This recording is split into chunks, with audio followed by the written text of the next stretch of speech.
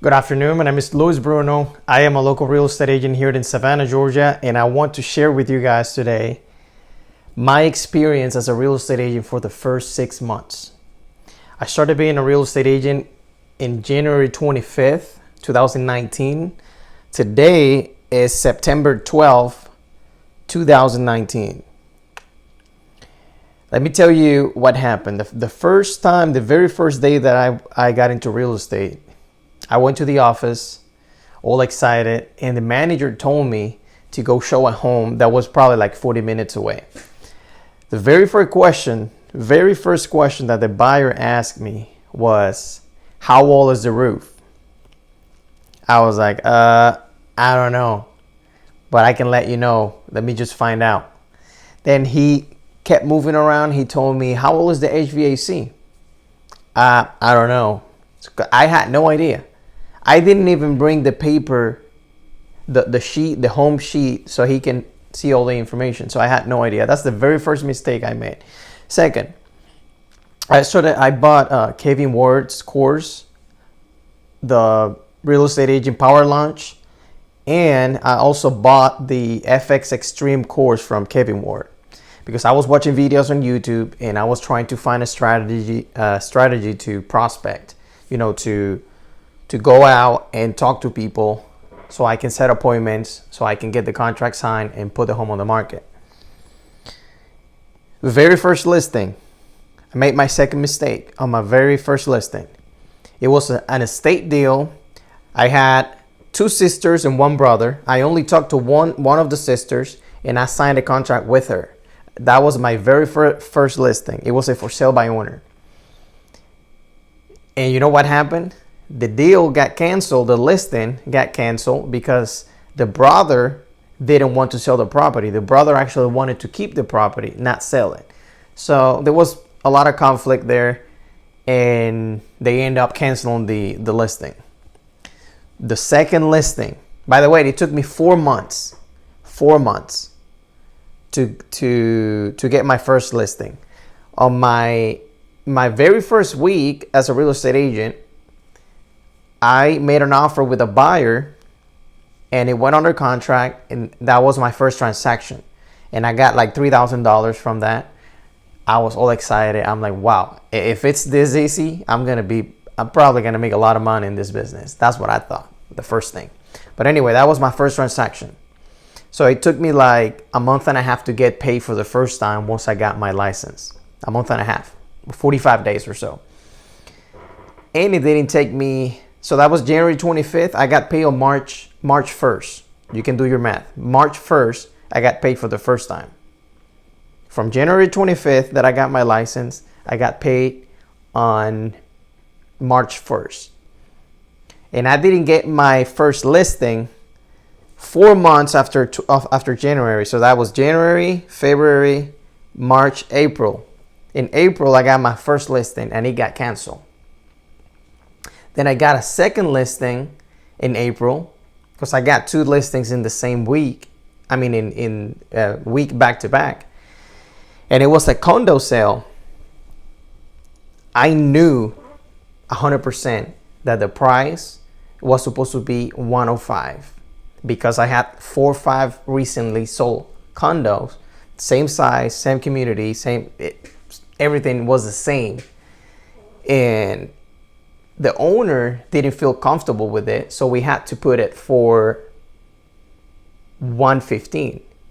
I violated the same rules from Kevin Ward and all of the other coaches. Do not take the listing if it's overpriced. You're supposed to educate the seller on the price. And if they really want to sell, they have to pay attention to you. And you never should put a listing more than 5% of the CMA price. I learned that from Kevin Ward and also from Mike Ferry. That was my second mistake. And you know what happened? It expired. The property sat on the market for like 90 days. It just expired. And that listing that I took was actually an expired listing. So it expired and I took it over price and it expired again. So that's the for sale by owner got canceled. And my second listing was overpriced, so it expired. My third listing, I made another mistake. I put the home on the market, right? I met with this guy, and I got this deal from a person that I knew. I already knew the guy from the airport. I had like a part-time job in the airport for like 2 months, and I met this old guy who wanted to move back to England. So we put his home on the market and made a mistake. I never found out about the property lines in his home. His driveway was encroaching. His driveway was in somebody else's land, right? So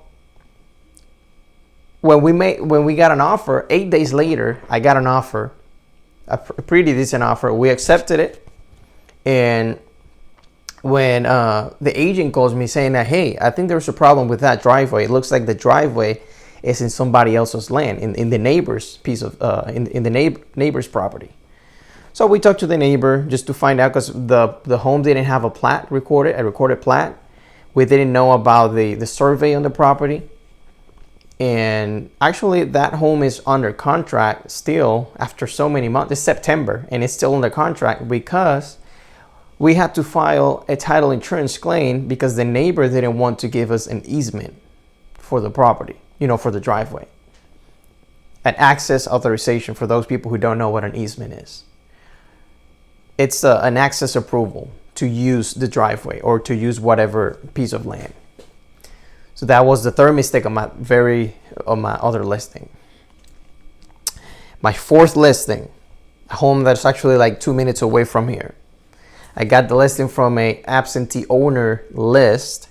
I called the guy, told him, hey, I'm a real estate agent. We talked for like 5 minutes. We set an appointment, and he just asked me what kind of updates he wanted I would recommend him to do. Anyway, he did the updates, kitchen, bathrooms, or whatever. We put the home on the market. He wanted to sell the house as is. I forgot that detail, but I didn't put that on the remarks. I didn't put it anywhere that the property was supposed to be sold as is. And when we got an offer, actually in one day we got an offer, a full asking price offer. Guess what? The buyer, after the inspection, the buyer requested some repairs, and now my seller, my client, was pissed because he told me that he didn't want to make any more repairs. The property was supposed to be sold as is. So I made the mistake of not telling people up front, hey, the home is going to be sold as is. So no repairs request, no nothing. Either take it or leave it, right? So that was my fourth mistake. It's a pain in the butt. I'm telling you, every time I was afraid to call the seller because I knew he was going to be pissed every single time. Every single time I called him, he was pissed, just because of the mistake that I made, okay? So that's my fourth mistake. The other mistake that I made was taking a listing from a condo. Actually, I got it right here. Let me see if I can show you guys. You see those right here? That one right there, that one. That's a condo property. That's a condo, right? The mistake that I made on that one, I took the listing on a rush just because I wanted to hit my target, right? I wanted to take the listing before the end of the month, just because. It doesn't make sense, just because. It was dirty. I told the homeowner, I told the owner, hey, told the seller, we need to clean this up for the pictures. So I set an appointment with the pictures, and she called me the morning saying, hey, they stood me up. They told me they cannot make it, so the condos is going to be all dirty. So I'm like, okay, let me reschedule the appointment on the last minute. And the photographer told me, well, if you cancel again, I'm going to charge you because it's been, I'm not going to charge you the first time, but if you change it again, I'm going to have to charge you the price because I'm wasting my time. And guess what? The second day that apparently they were going to clean the condo, she called me again telling me that they canceled for the second time. And I'm like, well, guess what? We're going to have to take the pictures just like that. So we took the pictures, put it on the market. Nothing fancy. By the way, it was slightly overpriced too. I recommended a price at least of 86, 87. She said 93,000. And I said, well, okay, I'm going to list it for 93,000, but you have to agree up front with me that if we don't get any offer if we don't get any offer on the first 15 days, we're going to lower the price to my price. She agreed with it. Right now, it's been 18 days. And she has been ignoring my calls and my text messages. She don't want to lower the price of the property. So I'm about to just show up at her house and let her know, because it's vacant. She lives somewhere else. So that's another mistake. These are the things that I wanted to share with you guys to always pay attention. Look, every single mistake that I've made so far in real estate, every single mistake that I've made so far has been because I'm breaking the rules from my coach. Well, I don't have a coach, but I actually bought some courses because I cannot afford a coach right now. I don't have the capital for it, and I am not going to get into debt because I don't know. I already have enough debt, right? So I am not going to go deeper into debt to follow a coach. If I cannot follow a course that I bought from Kevin Ward, if I cannot follow it to the T, I'm probably not going to follow a coach either, right? I have to be disciplined. And if you're watching this and you're looking to be a real estate agent, I recommend you to follow the lead from the people that know. Like, it doesn't matter the coach. You can have Tom Ferry, Mike Ferry, Kevin Ward, Ricky Caruth, Borino, Brian Casella, all of those people who are on YouTube and they got a bunch of content. Most of them, they say the same things. I mean, it's the same concept. They have different opinions and stuff, but it all boils down to talk to people.